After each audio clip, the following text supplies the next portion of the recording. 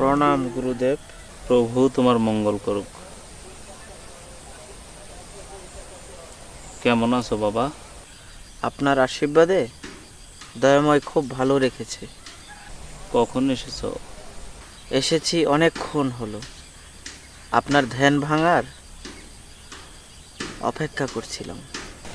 অপেক্ষা না করে আমাকে ডাকলেই তো পারতে। আসলে গুরুদেব, আমি আপনার ধ্যানের ব্যাঘাত ঘটাতে চাইনি। তাছাড়া আপনার কাছ থেকেই তো জেনেছি খাজা বাবা মঈনুদ্দিন চিশতি রহমতুল্লাহ আলাইহি বলেছেন, আরেফ যখন নীরব থাকে মনে করবে তখন তিনি প্রভুর সাথে কথা বলছেন।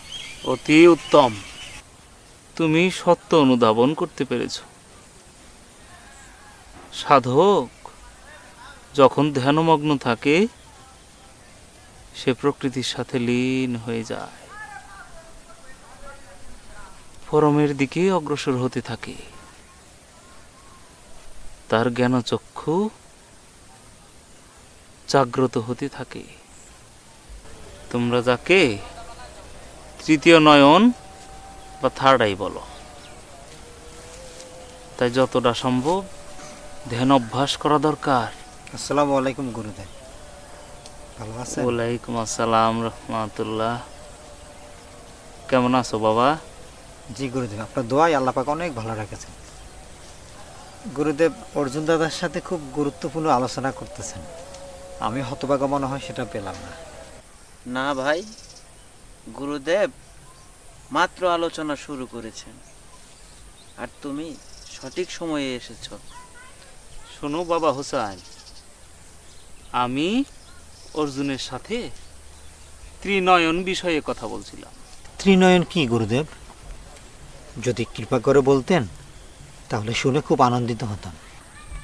এই দুই নয়ন বন্ধ করে ধ্যান করলে মানুষের যেই নিরপেক্ষ শুভ বোধের উদয় হয় তাকেই বলে তৃতীয় নয়ন বা দিব্য দৃষ্টি।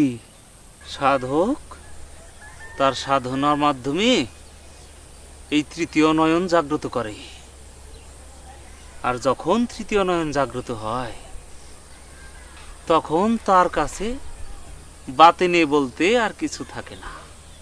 আল্লাহর ইচ্ছায় সাধক তখন সমস্ত কিছু জানতে পারে আর দেখতে পারে, আর তখনই হয় আত্মদর্শন বা নিজের দর্শন। আর আত্মদর্শন মানেই ঈশ্বর দর্শন। সবারই কি তৃতীয় নয়ন থাকে গুরুদেব? হ্যাঁ বাবা, সবারই ত্রিনয়ন থাকে, তবে কারোটা সুপ্ত, কারোটা জাগ্রত।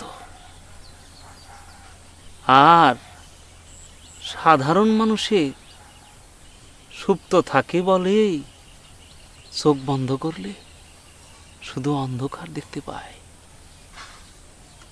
আর কিছুই দেখতে পায় না। সাধক যখন ধ্যান করতে থাকে আস্তে আস্তে ত্রিনয়ন জাগ্রত হতে থাকে, আর এই অন্ধকার আস্তে আস্তে কমতে থাকে। এক সময় এই অন্ধকার সম্পূর্ণরূপে দূর হয়ে যায়। আর শোনো, তখনই আলোকিত পুরুষ সাধকের ত্রিনয়নে ধরা পড়ে, আর সেই রূপে কোনো তুলনা নাই। মনে হবে যেন সহস্র চন্দ্র সূর্য একত্রিত করলেও যে আলো হয় তার চাইতে অধিক। তাই সাধক বলে,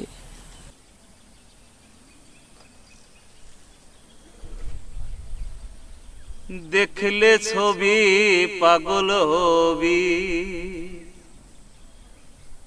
ঘরে থাকতে পারবি না। দেখলে ছবি পাগল হবি, ঘরে থাকতে পারবি না। দেখলে ছবি পাগল হবি। মোহন মূরতি বাবার দেখলে পরে ঘুচবে আধার। মোহন মূরতি বাবার দেখলে পরে ঘুচবে আধার। আরশ কুচি সাগর পাহাড় কিছু দেখার বাকি থাকবে না। আরশ কুচি সাগর পাহাড় দেখার বাকি থাকবে না। দেখলে দেখলে দেখলে ছবি পাগল হবি, ঘরে থাকতে পারবি না। দেখলে ছবি পাগল হবি।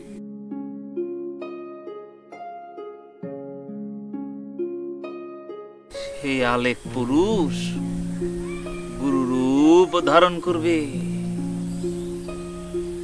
আর এই গুরু রূপের মাঝে সাধক তার নিজের রূপ দেখতে পায়।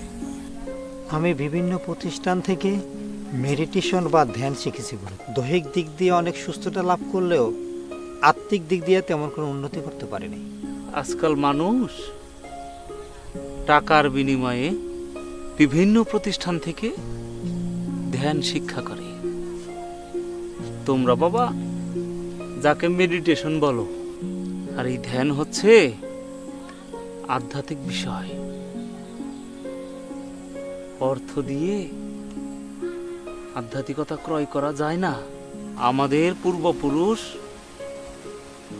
অলিয়া উলিয়া গাউস কুতুব সাধু পুরুষ যারা ছিলেন, তারা গুরু গৃহে গিয়ে গুরু সান্নিধ্যে এই ধ্যান অভ্যাস করতেন। ধ্যান সম্পর্কে সঠিক জ্ঞান অর্জন করতে হলে একজন ধ্যান অভ্যাসী গুরুর কাছে গিয়ে তা করতে হয়। যখন গুরুর নিকট পূর্ণ আত্মসমর্পণ করা যায়, গুরু ভজনা করা যায়, তখন গুরু সন্তুষ্ট হয়ে ভক্তকে এই মহা সাধনার জ্ঞান দান করে।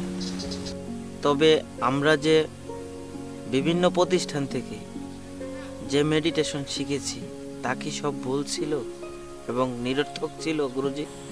তা নয় বাবা, অবশ্যই তা গুরুত্বপূর্ণ। বিশেষ করে যারা এখনো গুরুর নিকট দীক্ষা নেয়নি বা বায়াত গ্রহণ করেনি, তাদের জন্য এই আধ্যাত্মিকতা অবশ্যই গুরুত্বপূর্ণ। তবে কি এই সমস্ত প্রতিষ্ঠানে আধ্যাত্মিকতা চর্চা না হলেও মানুষের ধ্যানের স্বাদটা তো পায়। তবে এই সব মেডিটেশন দ্বারা আর্থিক উন্নতি না হলেও দেহ মন দুটাই ভালো থাকে। এর পরবর্তীতে তা মানুষকে আধ্যাত্মিক সাধনামুখী হতে যথেষ্ট সহায়তা করে। তাই এই সমস্ত প্রতিষ্ঠান একেবারে কিন্তু অবহেলার বস্তু নয়। গুরুজি, তবে আমাদের পথ দেখান, কৃপা করে আমাদের সেই আধ্যাত্মিক জ্ঞান শিক্ষা দিন, যার মাধ্যমে আমরা আত্মদর্শন লাভ করতে পারি। তাহলে শোনো বাবা, ধ্যানের জন্য আসন করে বসতে হয়। আমি যেইভাবে আসন দেখাই তোমরা একটু চেষ্টা করো। জি গুরু। তুমি এখন যেইভাবে বসছো এইটাকে বলে বজ্রাসন। সেবা নেওয়ার পরে 10 মিনিট এই আসনে বসতে হয়। আর এখন আমরা যেটা করব এটা সুখাসন। পদ্মাসনে আসতে তোমাদের আরো কিছু সময় লাগবে। তোমরা আমার মতো করে সুখাসনে বসো তো দেখি।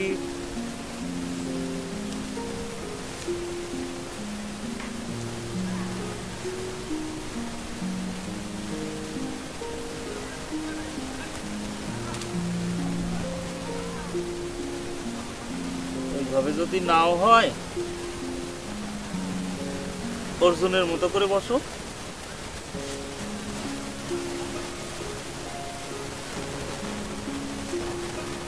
যার যেভাবে সুবিধা হয় সে সেভাবে বসলেই চল।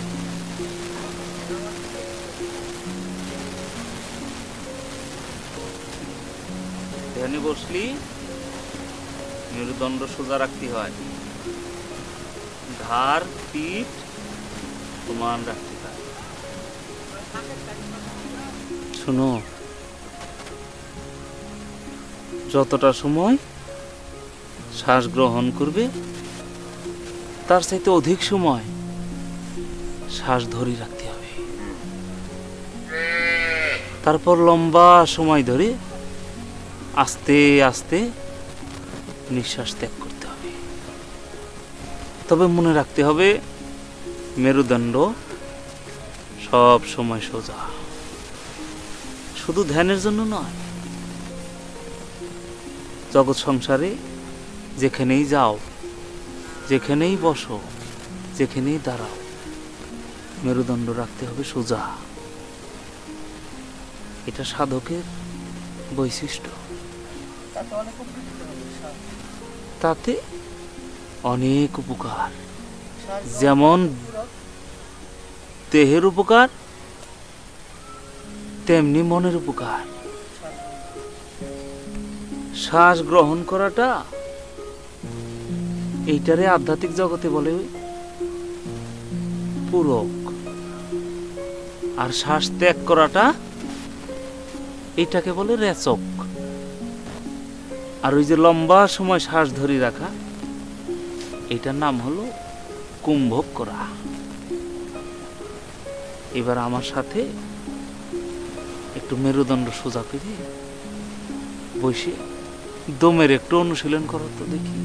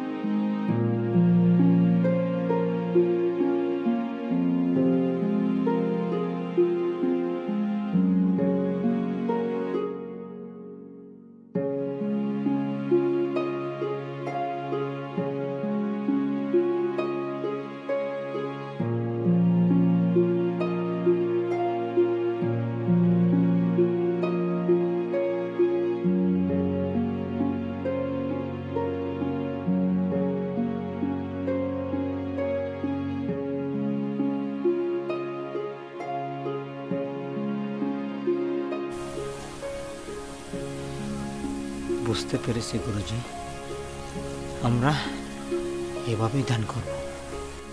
গুরুদেব, ধ্যান আর মোরাকাবা মুশাহাদা কি একই বিষয়? হ্যাঁ, ধ্যান আর মোরাকাবা একই বিষয়, যেমন পানি আর জল। ধ্যানের সঠিক সময় কোনটি গুরুজি? ধ্যানের উপযুক্ত সময় হলো বহু আরো ভালো যদি গভীর রাতে ধ্যান করতে পারো। এই সময় প্রকৃতি থাকে শান্ত, নির্জন। এই সময়টা হলো ধ্যানের উপযুক্ত সময়। বাহিরের কোলাহল থেকে মুক্তি হতে পারলে ভিতরে শব্দ শোনা যায়, নিজের ভিতরে কথা কয়, সেই কথা শোনা যায়। আর একটা বিষয় মনে রাখতে হবে বাবা, যখন নিয়মিত ধ্যান করবা, দয়ালের সাথে তোমার একটা আধ্যাত্মিক সম্পর্ক তৈরি হবে। তখন ঘুমের মধ্যে বিচিত্র বিচিত্র স্বপ্ন দেখবে। মনে রাখতে হবে, এটা কিন্তু স্বপ্ন নয়, এটা আপন গুরু ছাড়া অন্য কারো কাছে প্রকাশ করা যাবে না। আর একটা বিষয়, তোমাদের মধ্যে অনেক পরিবর্তন আসতে থাকবে। তোমাদের মধ্যে অনেক আধ্যাত্মিক ঘটনা ঘটতে থাকবে। মনে রাখবা, এইগুলা হইল দয়ালের পক্ষ থেকে আমাদের জন্য রহমত, আশীর্বাদ। তাই অহংকার বশত নিজেকে কখনোই বড় মনে করবে না, না হলে তোমার এই সাধনা তোমার কোনো কাজে আসবে না। দোয়া করবেন গুরুদেব, আমরা যেন সাধনায় সিদ্ধি লাভ করতে পারি। দোয়া করি বাবা, দয়াল মুর্শিদ সবার মঙ্গল করুক। দেখলে ছবি পাগল হবি, ঘরে থাকতে পারবি না। দেখলে ছবি পাগল হবি, এই 14 ভুবনের মাঝে, এই 14 ভুবনের মাঝে আমার দয়াল মুর্শিদ মাওলা।